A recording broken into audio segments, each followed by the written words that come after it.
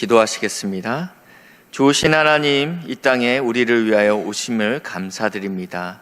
그 아기 예수님의 나심을 기뻐하고 또 합당한 경배를 올려드릴 수 있는 복된 예배 시간 될 수 있도록 인도하여 주시옵소서. 성령 하나님 친히 우리에게 말씀하여 주셔서 주의 말씀이 깨달아지는 복된 시간 되게 하여 주시옵소서. 감사드리며 예수님의 이름으로 기도했습니다. 아멘. 벌써 2024년이 이제 열흘 남짓 남아 있습니다. 특별히 이번 주에는 성탄절이 앞두고 있습니다. 예수를 믿지 않는 자들에게도 이 성탄절은 휴일이고 또 축제일로 보내곤 합니다. 그러나 그 주인공이 누구인지는 잘 아는 자가 많지 않습니다. 누가 전 세계를 다스리고 있는지, 진정한 왕은 누구인지, 내 인생의 주인이 누구인지는 알지 못하는 경우가 많다라는 것입니다. 그리고 그 왕은 어떠한 왕으로 이 땅에 오셨는가, 이러한 질문에 대한 답을 오늘 본문을 가지고 말씀을 전하겠습니다. 우리 1절 한번 보실까요? 그때 가이사 아구스도가 영을 내려 천하로 다 호적하라 하였으니, 이 가이사 아구스도는 저희가 너무나도 잘 알고 있는 로마 제국의 초대 황제 옥타비아누스를 이야기하고 있습니다. 시저가 이 옥타비아누스를 입양해서 자신의 후계자로 삼게 됩니다. 이후 원로원에서 그를 황제로 추대하면서 그에게 아우구스투스라는 칭호로 불러지게 됩니다. 이 아우구스투스라는 의미는 지존자, 세상에서 가장 존엄한 자라는 의미를 갖고 있습니다. 또한 신이 계시하여 지목한 존재라는 뜻도 가지고 있습니다. 이 출처가 사람에게서 나온 것이 아닌 신에게서 임명된 자라는 의미를 갖고 있다는 것입니다. 그러니까 권위가 신에게 있는 것이죠. 그래서 당시 로마 제국 시민들의 인사는 이러했다고 합니다. 가이사는 주님이십니다. 이 이야기를 들은 상대편에서는 이렇게 이야기합니다. 그렇습니다. 나의 주님은 가이사입니다. 라고 답을 했습니다. 그는 절대적인 권력을 누렸습니다. 그의 권세가 얼마나 대단한지, 그의 생일이 8월 달인데요. 그 자신의 생일을 기념하여서, 원래 8월은 옥토버죠. 이거 옥토퍼스를 우리가 이야기할 때 문어인데, 옥토는 8이라는 뜻을 갖고 있습니다. 8개의 발. 그래서 이 문어라고 이야기하는데, 이 옥토버가 원래는 8월인데 이거를 10월 달로 보내버려요. 그리고 아우구스투스, 그의 이름을 따서 8월 달을 어거스트로 바꾸게 됩니다. 그거 얼마나 영향력이 있었는지 알 수 있는 하나의 단편적인 사건입니다.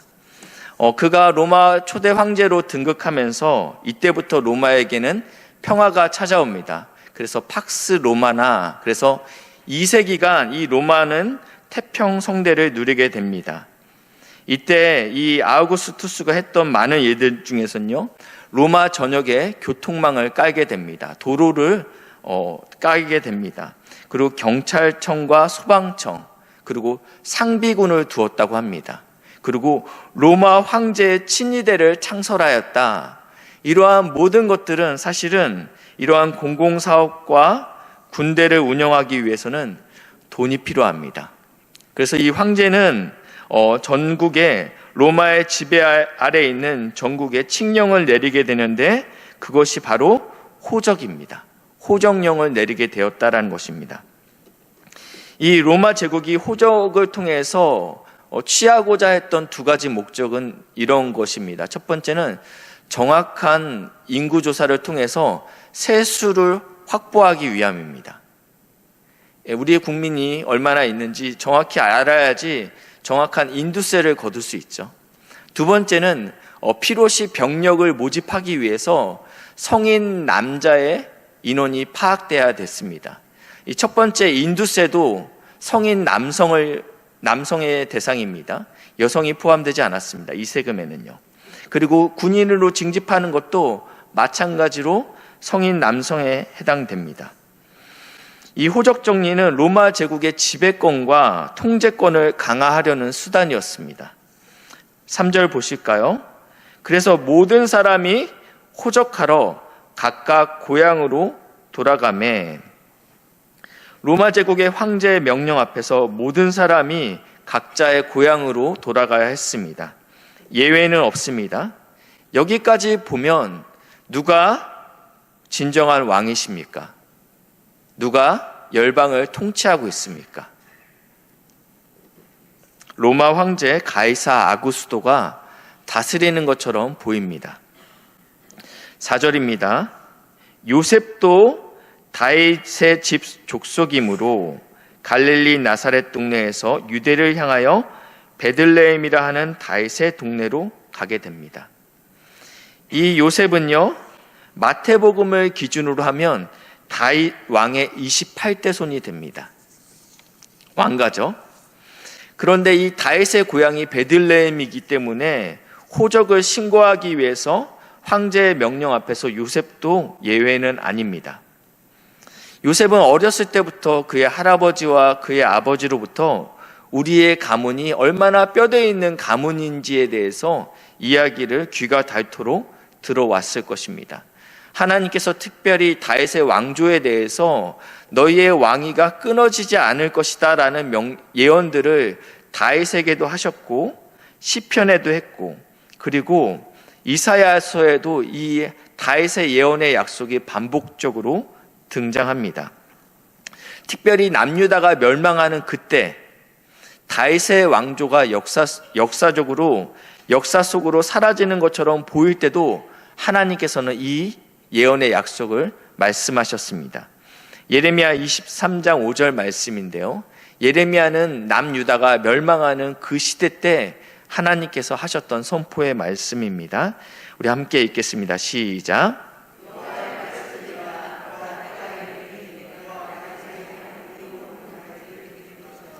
그가 왕이 되어 지혜롭게 다스리며 세상에서 정의와 공의를 행할 것이며.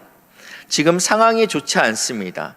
다윗의 왕조가 없어질 위기에 처해 있는데 그럼에도 하나님께서는 분명히 다시 한번 다윗의 왕위가 끊기지 않을 것이다.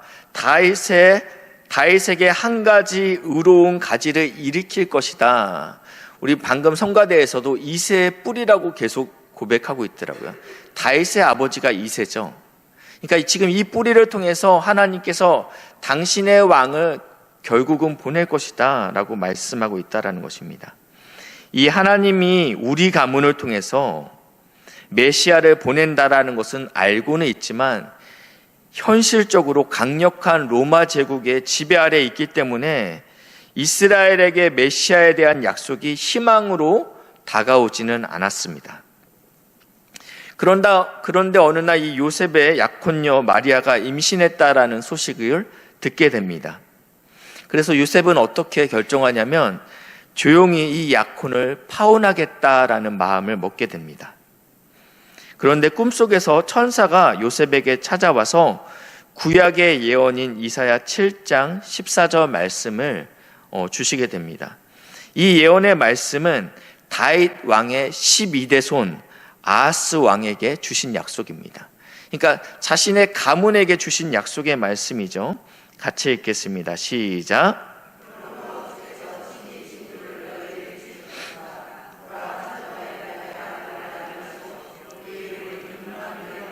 아멘. 이것은 자신의 가문 안에 계속적으로 내려오는 하나님의 예언의 말씀이었습니다. 처녀가 잉태하여 아들을 낳을 것이다. 이것이 알고는 있지만 과연 어떻게 이루어질까라는 의구심은 늘 들었죠. 그런데 꿈속에서 천사가 놀라운 예언을 하지만 요셉은 여전히 혼란스럽습니다. 근데 그때 때마침 가이사 아구스도 로마 제국의 황제가 칙령을 내리는데 너희는 다 너희의 고향 땅으로 가서 호적을 하라라는 것입니다. 황제의 명령대로 그는 베들레헴으로 가게 됩니다. 이 베들레헴은 나사렛에서 180km 떨어져 있습니다. 직선거리로는 150km이지만 모든 길이 다 직선으로 나여 있진 않죠. 길을 따라 가다 보면 180km인데 성인 남서가 걷게 되면 7일에서 10일 정도 걸리는 거리입니다. 이 로마 세금의 대상도, 징집의 대상도 성인 남성에게만 적용됩니다. 이 길고 험한 길을 굳이 만삭의 아내와 함께 떠날 이유가 없다라는 것입니다.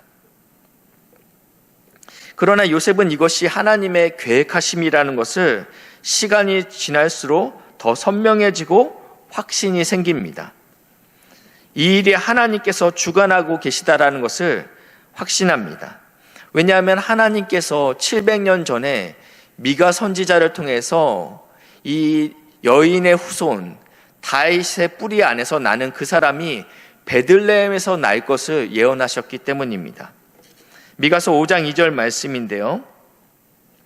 베들레헴 에브라다야. 이 에브라다는 구약의 이 베들레헴과 함께 쓰여지는 같은 지명입니다. 너는 유다 족속 중에 작을지라도 이스라엘을 다스릴 자가 내게서 내게로 나올 것이다. 그의 근본은 상고에 영원히 있느니라. 말이 좀 어려운데요. 그의 기원은 아득한 옛날 아주 먼 태초에까지 거슬러 올라간다라고 이야기하고 있습니다. 이 말씀을 생각하면서 요셉이 만삭의 아내와 함께 베들레헴에 가야 될 이유가 분명해집니다. 여인의 후손을 통해서 하나님께서 메시아를 주실 것인데 베들레헴에서 난다라고 이야기하십니다. 베드로전서 1장 20절 말씀인데요. 그는 창세 전부터 미리 알린 바 되시니나 이미 하나님께서는 창세기 3장 15절을 통해서 당신의 여인의 후손에 대해서 이미 약속하셨습니다. 이 말세라는 단어는 지금 21세기를 살고 있는 이때뿐만 아니라 예수님의 초림부터 예수님이 다시 오실 그 재림 사이를 다 말세라고 이야기합니다. 그러니까 예수님이 오심으로 인해서 말세가 시작됐습니다. 이 말세에 너희를 위하여 예수님께서 성육신 하셨다. 너희를 위하여 나타나신 바 되었으니 이렇게 표현하고 있습니다. 다시 한번 질문을 드리겠습니다. 누가 왕이십니까? 누가 역사의 주관자십니까? 온 천하의 호적을 명한 가이사 아구스도입니까? 아니면 아구스도를 통해서 예언의 말씀을 성취하시는 하나님이십니까? 육신의 눈으로 보기에는 분명 로마 황제가 왕입니다. 이 시대를 역사의 주관자처럼 보입니다. 그래서 요셉도 황제의 명령에 순종하여 지금 고향으로 향하고 있습니다. 그러나 황제의 명령 이면에 그 너머에는 진정으로 세상을 다스리고 역사를 주관하는 분이 보이지 않는 하나님이라는 것입니다. 예언을 실행하시고 성취하시는 분이 하나님이십니다. 아구스도가 다스리는 것 같지만 하나님이 하신다라는 것입니다. 하나님만이 역사의 주관자시고 만유의 주이십니다.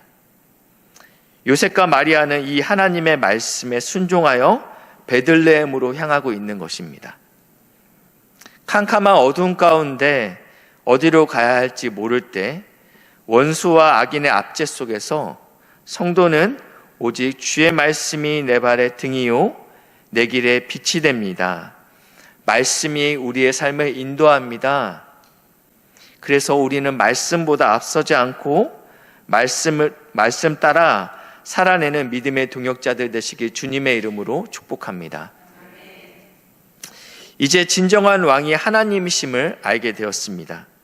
그렇다면 역사의 주관자시고 세상의 통치자인 하나님은 어떤 왕이십니까? 어떤 왕으로 이 땅에 오시게 되었습니까? 첫 번째, 그 왕은 가장 낮은 자로 오셨습니다. 예수님의 성육신 사건을 두고 오스 기스니는 이렇게 서술합니다. 자기 비움은 위대한 하강이다.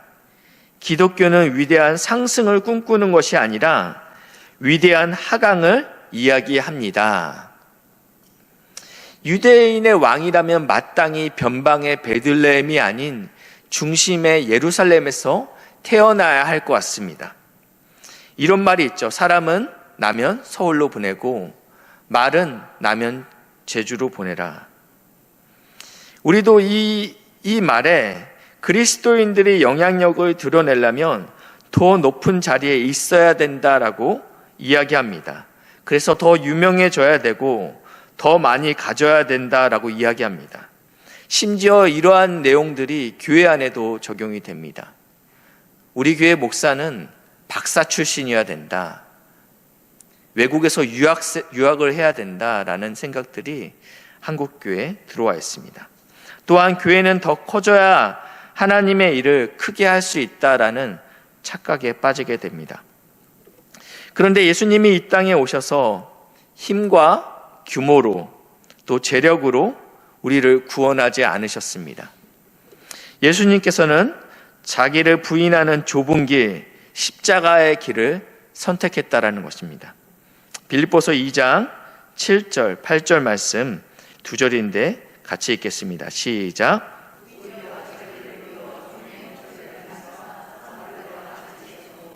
사람의 모양으로 나타나사 자기를 낮추시고 죽기까지 복종하셨으니 곧 십자가에 죽으심이라. 아멘. 예수님은 지금 낮아지심으로, 비움으로, 복종함으로, 그리고 십자가에 죽기까지 순종함으로 우리의 구원을 이루셨다라고 말씀하고 있습니다. 우리의 왕이신 예수님은 위대한 하강을 하신 분이십니다. 세상을 구원하시기 위해 예수님의 첫 시작은 예언의 성취를 이루기 위해서 베들레헴까지 가는 것은 순탄했습니다. 그러나 생각지 못한 어려움이 찾아옵니다. 산통이 시작되는데 머물 숙소가 없다라는 것입니다. 너무나 당황스럽죠? 주의 말씀에 순종하여 이 먼 곳까지 왔는데 내 아내가 출산할 곳이 없다라는 것은 굉장히 당황스럽습니다. 말씀 따라 여기까지 왔는데 나에게 기다리는 것은 더 어려운 환난입니다. 급한 대로 마구간을 찾았고 여물통에다가 포대기를 쌓여서 아기 예수를 누입니다. 이 사실이 얼마나 충격적이었는지 본문에서는 7절과 12절, 16절에서 총 3번에 걸쳐서 반복해서 기록하고 있습니다. 12절 말씀인데요. 너희가 가서 강보에 쌓여 구유에 누워 있는 아기를 보리니 이것은 흔한 일이 아니죠. 아기를 낳았는데 그것이 여물통에 누워 있는 것은 누구에게나 찾아오는 어려움은 아닙니다. 그 아기를 보리니 이것이 너희의 표적이니라. 무슨 말씀이냐면 어쩔 수 없는 상황이라서 임시 방편으로 여물통에 누웠다라는 의미가 아닙니다. 가장 크고 높으신 하나님께서 가장 낮은 곳인 여물통에 누이신 사건입니다. 이것을 표적이라고 말씀하시는 것은 우연이 아니라는 것입니다. 하나님께서는 이것도 계획하셨다라고 말씀하는 것입니다. 이것을 통해서 우리에게 하실 말씀이 있다라는 것을 이렇게 표현하신다라는 것입니다. 이 베들레헴이라는 뜻은요, 베트는 집이라는 뜻을 갖고요, 레헴은 빵입니다. 빵집이고요. 그리고 우리나라 정서에는 떡집이죠. 제빵소고 방앗간인 것입니다. 이 베들레헴 지역에서는요, 양을 많이 쳤습니다. 그래서 오늘 본문에서도 양치는 목자들이 등장하지 않습니까? 이곳에서 키운 양들은 주로 예루살렘으로 가게 됩니다. 예루살렘에서 성전에서 드려지는 제2의 이 양들이 쓰여지는데요. 그래서 베들레헴의 마구간들은 말도 있고 소도 있겠지만 주로 양들이 있었습니다. 지금 예수님께서 이 양의 구유, 여물통, 속된 말로는 양의 밥그릇에 누웠다라는 것입니다. 무슨 의미입니까? 양의 밥이 되기 위해서, 양의 양식이 되기 위해서 이 땅에 오셨다라는 것입니다. 우리의 왕으로 오신 예수님께서 성도인 우리의 떡이 되기 위하여, 양식이 되기 위하여 오셨다라는 것입니다. 시편 23편에 이렇게 이야기하고 있습니다. 여호와는 나의 목자시니, 이 말씀은 우리는 양이라는 뜻입니다. 그리고 그 목자 되신 예수님께서 우리를 부족함이 없게 만든다라는 것은 우리를 풍성하게 먹이신다라는 것입니다. 그리고 우리를 푸른 초장으로 인도하신다라는 것은 좋은 꼴로 먹이시겠다라는 것입니다. 요한복음 6장 51절 말씀인데요. 같이 읽겠습니다. 시작. 나는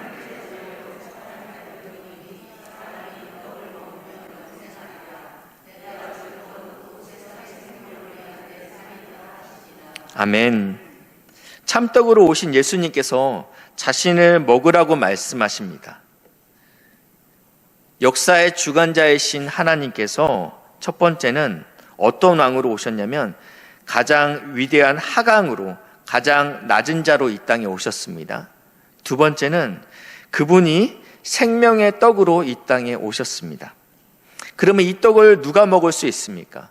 그리고 예수님께서는 이 떡을 첫 번째로 먹인 대상이 오늘 본문에 나와 있습니다. 예수님의 탄생을 첫 번째로 축하하러 왔던 자들은 목자입니다.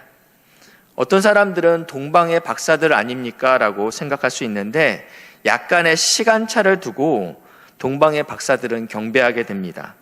정확히 얼마의 시간이 지났는지 모르겠지만 목자들은 구유의 누이인 아기께 경배했지만 동방의 박사들은 마태복음 2장 11절에 보시니까 집에 들어갔다라고 표현하고 있어요. 아기와 그의 어머니 마리아와 함께 있는 것을 보고 엎드려 아기께 경배하고 보배압을 열어 황금과 유향과 모략을 예물로 드리니라. 아멘. 첫 번째로 아기 예수께 경배했던 자들은 목자입니다.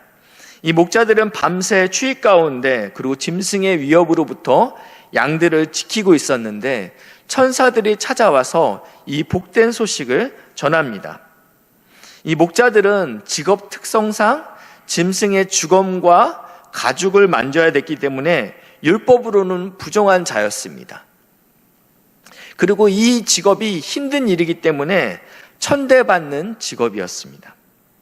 근데 놀랍게도 이 인류의 왕으로 오신 예수님을 첫 번째로 환영한 자들이 바로 가장 부정하고 소외되고 약한 자들에게 이 생명의 떡을 먹이셨다라는 것입니다.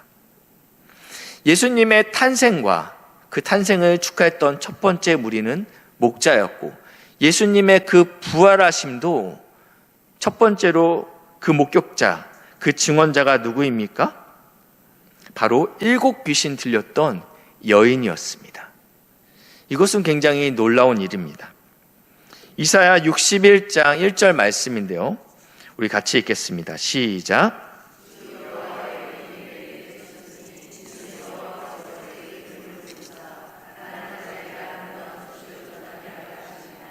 나를 보내사 마음이 상한 자를 고치며 포로된 자에게 자유를, 갇힌 자에게 노임을 선포하며. 아멘. 이것은 예수님께서 회당에서 하나님의 말씀을 읽으면서 이것이 내게 응하였다라면서 선포했던 하나님의 말씀입니다. 여기서 보니까 내게 기름을 부으사, 이거는 예수님 본인을 의미하고 있습니다. 기름 부음을 받은 자, 이 뜻은 그리스도죠. 그러니까 그리스도가 이 땅에 왔는데 아름다운 소식, 내가 생명의 떡이다, 이것을 먹는 자는 살 것이다, 영원히 목마르지 아니할 것이다, 이 아름다운 소식을 누구에게 전했습니까? 가난한 자, 마음이 상한 자, 포로된 자, 갇힌 자, 모든 슬픈 자에게 전했다라는 것입니다. 저는 치킨을 참 좋아하는데요. 그래서 어렸을 때 꿈이 우리 집 아버지가 치킨집 사장님이었으면 좋겠다라는 생각을 하곤 했습니다. 먹어도 질리지 않는 거 치킨이죠. 어제 저녁에도 교육자들과 함께 치킨을 뜯고 밤 10시까지 설교 준비를 하고 집에 들어갔는데 식탁에 치킨이 있더라고요. 배가 부르면요, 그 치킨도 들어오지 않습니다. 예수님이 아름다운 떡이라는 이 소식은요, 배부른 자에게는 복음이 아닙니다.